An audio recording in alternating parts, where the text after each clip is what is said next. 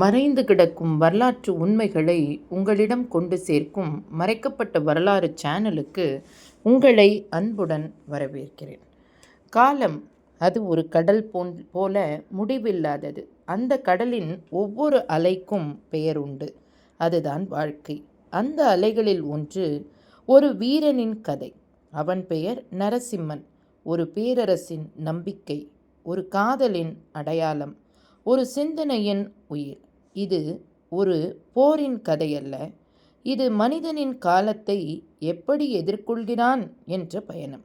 கல்கி எழுதிய அந்த அற்புதமான தத்துவ நாவல் காலச்சக்கரம்.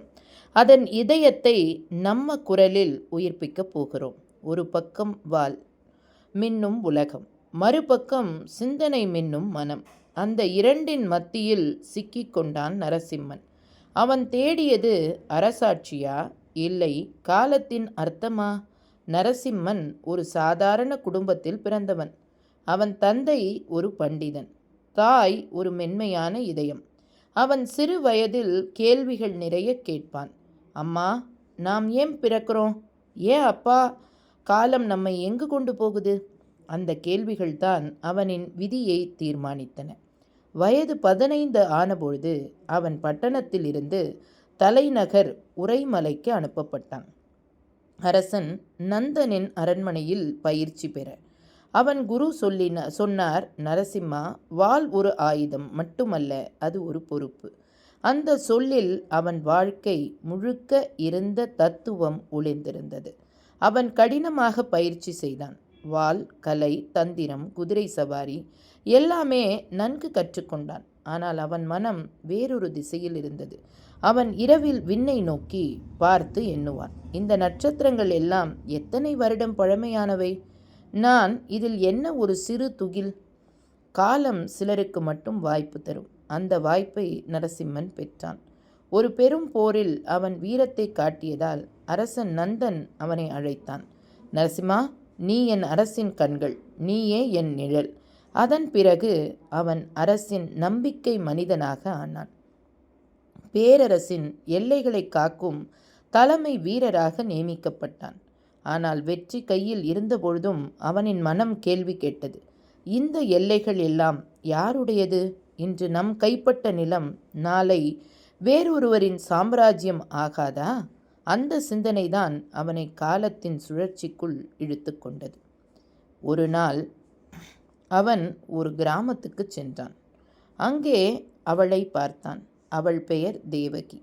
அவளது கண்களில் அமைதி இருந்தது. அவளது சிரிப்பில் ஒரு மறைமொழி இருந்தது. அவள் ஒரு சாதாரண பெண் அல்ல. அவள் ஒரு கலைஞர், பாடகி, தத்துவ ஞானி. ஒரு நாள் தேவகி கேட்டாள், நீ யார் நரசிம்மா? வீரனா, தத்துவ ஞானியா? அவன் சிரித்தான். இரண்டுமே இல்லை. நான் ஒரு துளி காலத்தின் கடலில். அந்த வார்த்தையே தேவகியை கவர்ந்தது. அவள் சொன்னாள், நீ மாறுபட்டவன் நரசிம்மா. மற்றவர்கள் போர் செய்கிறார்கள், நீ உன் சிந்தனையோடு போராடுகிறாய். இருவரும் சேர்ந்து பல இரவுகள் பேசினர். வாழ்க்கை, விதி, மரணம், மறுபிறவி. அந்த உரையாடல்களில் காதல் மலர்ந்தது. ஆனால் காதல் எப்பொழுதும் எளிதல்ல. அரசர் நந்தனின் காது வரை அது போய் சேர்ந்தது. அவன் ஆத்திரமடைந்தான்.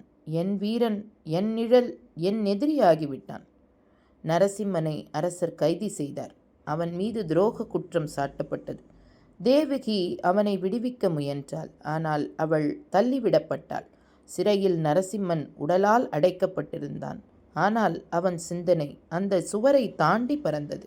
அவன் மனதில் ஒரு குரல் ஒலித்தது, நரசிம்மா, நீ காலத்தின் சுழற்சிக்குள் சிக்கி இருக்கிறாய். அந்த சுழற்சி அடைய ஒரே வழி உன் சிந்தனையை விடுதலை செய்வது. அவன் சிறையில் தியானம் தொடங்கினான். நாட்கள் கடந்து சென்றன. அவனின் கண்களில் அமைதி வந்தது. அவன் புரிந்தான், உண்மையான சுதந்திரம் உடலுக்கு இல்லை, மனதுக்கு. சிறையிலிருந்து வெளியே வந்தான் நரசிம்மன். அரசன் இறந்திருந்தான். பேரரசு சிதைந்திருந்தது. அவன் தேவகியை தேடினான். அவள் இல்லை.